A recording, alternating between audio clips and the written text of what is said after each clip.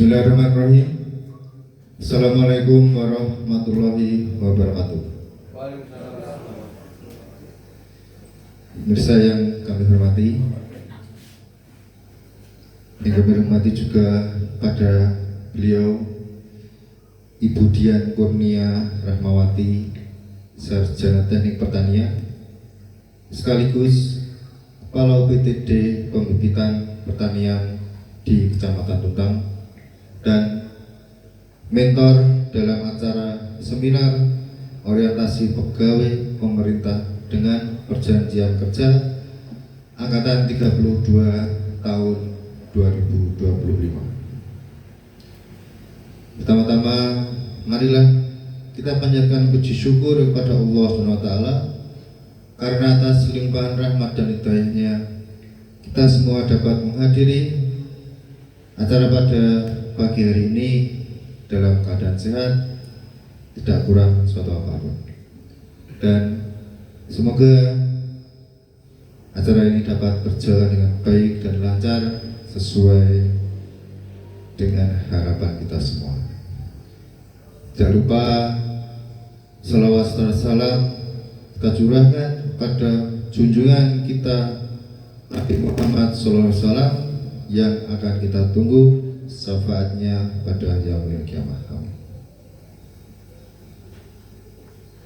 Terlebih dahulu perkenalkan, nama saya Justin Arbianto.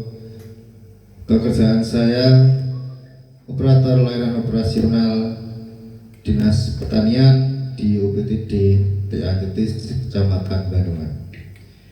Di sini saya moderator yang akan memandu acara pada pagi hari ini. Di acara seminar orientasi P3K angkatan 32 tahun 2025 di Dinas Pertanian, Perikanan dan Pangan Kabupaten Semarang. Baik, langsung saja untuk beliau Bapak Marco akan melaporkan atau memaparkan visi dan misi beliau sebagai pegawai pemerintah dengan perjanjian kerja di Kabupaten Semarang tahun 2025. Baik, pada beliau Bapak Marco kami persilahkan.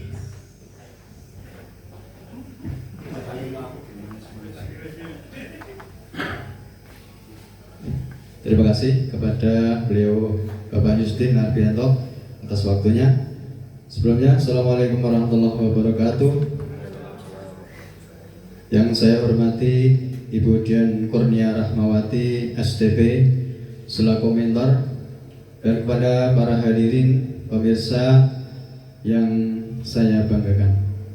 Di sini izinkan saya untuk melaporkan orientasi P3K tahun 2025 yang disusun oleh Margo, Pengelola Umum Operasional Dinas Pertanian, Perikanan dan Pangan Kabupaten Semarang.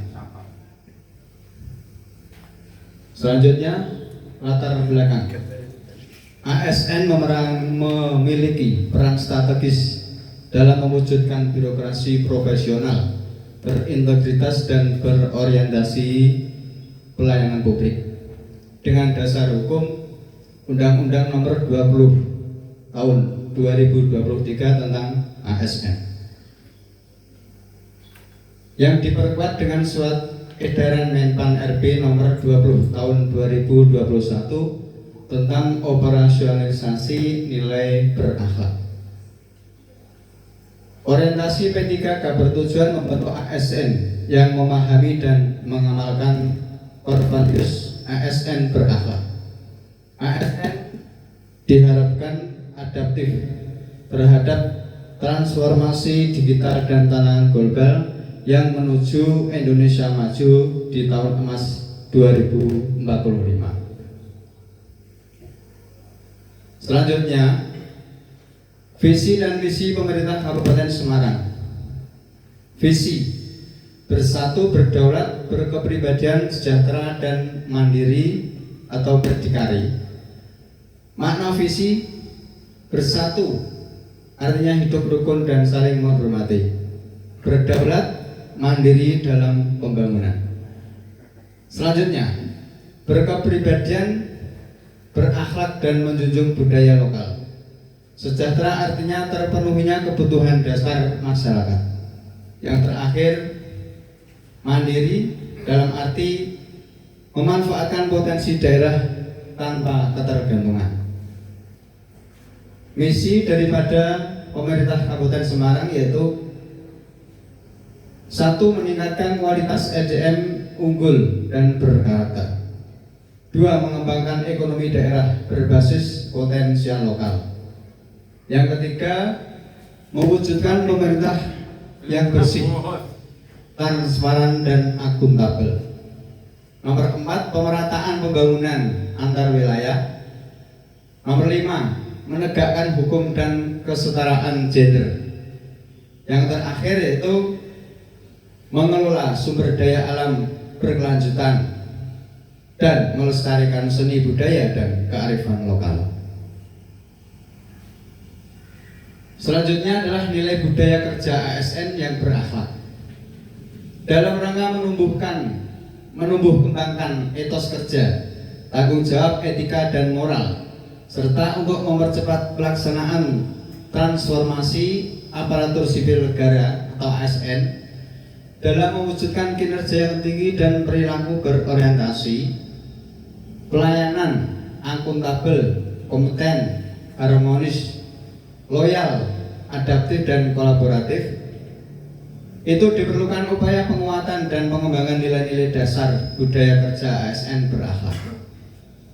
Implementasi nilai-nilai tersebut harus dilakukan secara intensif, berkelanjutan, dan menyeluruh di lingkungan pemerintah Kabupaten Semarang. Selanjutnya adalah rencana hasil kerja P3K atau yang disingkat RHK. Identitas P3K, nama Margo, jabatan pengelola umum operasional di unit kerja Dinas Pertanian Perikanan Pangan Kabupaten Semarang dengan masa kontrak 1 Mei 2025 sampai 31 Desember 2029. Tujuan instansi yaitu 1. Meningkatnya skor indeks ketahanan pangan yang mencerminkan tingkat ketersediaan, keterjangkauan, dan pemanfaatan pangan di masyarakat. 2.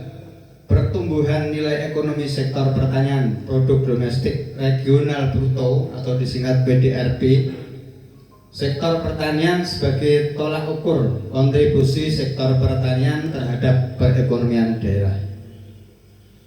Nomor 3, presentase pemenuhan kebutuhan konsumsi ikan dari hasil produksi perikanan di Kabupaten Semarang. RHK selanjutnya yaitu 1. Pembibitan, rencana ketersediaan alat dan bahan pembibitan. Tujuan menjamin kelancaran proses pembibitan tanaman.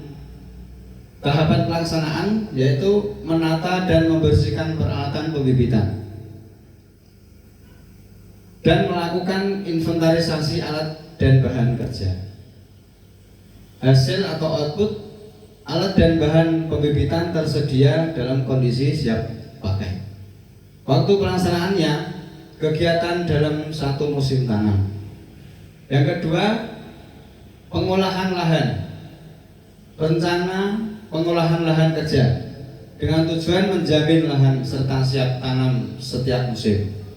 Tahap pelaksanaannya 1. Menyiapkan alat kerja dan bahan pendukung. 2. Melakukan pengolahan lahan secara berkala sesuai kebutuhan. Hasil atau output lahan siap tanam dengan kondisi yang optimal. Waktu pelaksanaannya setiap musim tanam. RHK yang ketiga adalah pemupukan.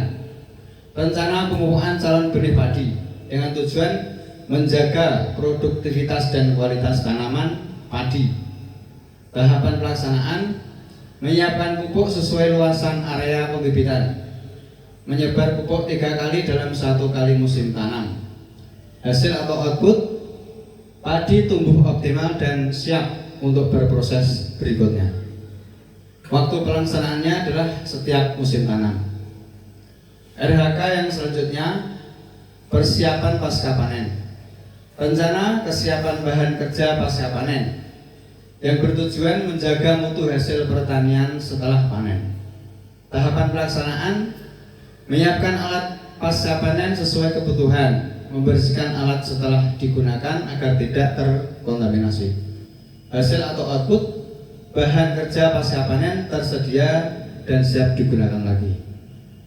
Waktu pelaksanaannya adalah kegiatan pasca panen.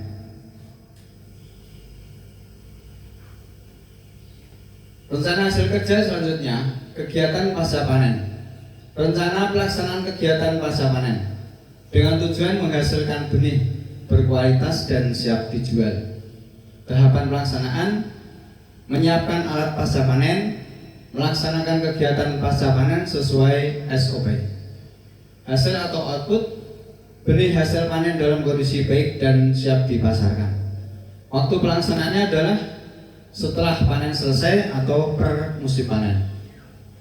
RHK yang selanjutnya, kebersihan lingkungan kerja. Rencana pemeliharaan kebersihan lingkungan kerja dengan tujuan menjaga efisiensi dan kenyamanan lingkungan kerja. Dengan tahapan pelaksanaan, A. Menyiapkan alat kebersihan, B. Membersihkan area kerja dalam luar dan luar ruangan, C. Membuang sampah di tempat yang telah disediakan. Hasil atau output, lingkungan kerja bersih, sehat, dan tertata rapi. Waktu pelaksanaannya adalah agenda harian. Dengan kesimpulan, rencana kerja dilaksanakan secara terencana untuk meningkatkan produktivitas dan efisiensi di bidang pertanian. Setiap kegiatan didukung kolaborasi tim dan penerapan nilai berakhlak sebagai dasar kinerja yang hasilnya diharapkan bisa meningkatkan lahan siap tanam, kualitas benih, serta lingkungan kerja yang bersih dan produktif. Terima kasih. Demikian kesimpulan yang telah saya paparkan. Kurang lebihnya mohon maaf dan terima kasih. Assalamualaikum warahmatullahi wabarakatuh. Waalaikumsalam.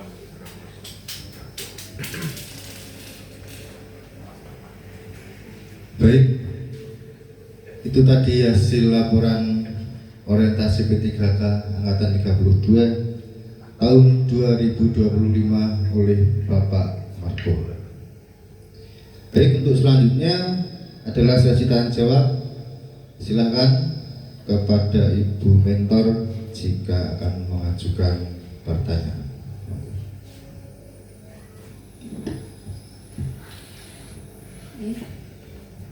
Terima kasih pemaparan laporan orientasi telah dilaksanakan. Di sini saya akan bertanya tentang RHK yang nomor 3, yaitu pemupukan calon benih padi. Ini kan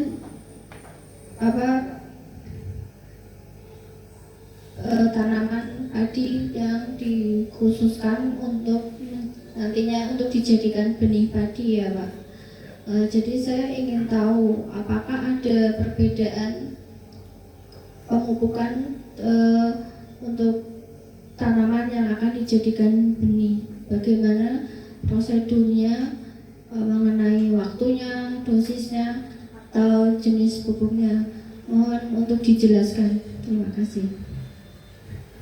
Baik, terima kasih atas pertanyaannya. Izinkan kami untuk menjawab. Jadi untuk pemupukan, pada dasarnya itu sudah sesuai dengan prosedur. Namun sering dalam praktek mungkin ada perbedaan sedikit pelaksanaannya. Namun di sini saya menerapkan pemupukan itu ada tahapan 1, 2, dan 3. Untuk tahapan 1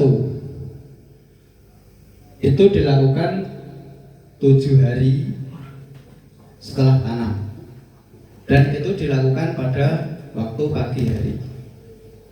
Di sini kami memakai skala per hektar. Jadi untuk pemupukan pertama itu dengan aplikasi 100 kg urea ditambah 100 kg NPK. Untuk pemupukan tahap 2 dengan aplikasi 150 kg urea dan 150 gram NPK itu antara umur 30 sampai 35 hari setelah tanam. Untuk selanjutnya adalah pemupukan ketiga atau pemupukan terakhir. Itu dilakukan kurang lebih dengan jangka waktu yang agak lama, itu 40 hari setelah tanam, atau kira-kira batang benih padi mulai bunting, atau istilah orang Jawa adalah padi mulai matang, begitu. Dan aplikasi dari dosisnya adalah 60 kg urea dan 60 kg NPK. Karena dari dosis tahap 1 dan tahap 3 itu berbeda. Dari tahap 1 lebih tinggi, agak tinggi, tahap 2 lebih tinggi, dan tahap terakhir dikurangi. Dan pelaksanaannya adalah menurut luasan area, dan bisa dikurangi dan bisa dilebihi. Sekian jawaban saya. Terima kasih.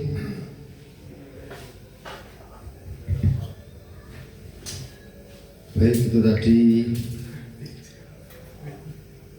sesi pertanyaan dari Ibu Mentor kepada peserta, dan berhasil dijawab dengan baik dan sangat baik. Dan dengan selesainya sesi tanya jawab ini, selesai juga hasil laporan seminar orientasi P3K angkatan 32 tahun 2025 oleh Bapak Marco. Semoga Bapak Marco semakin sukses dengan pekerjaan beliau. Terima kasih juga untuk Ibu Mentor, Ibu Dian Kurnia Rahmawati. Saya akhiri. Assalamualaikum warahmatullahi wabarakatuh.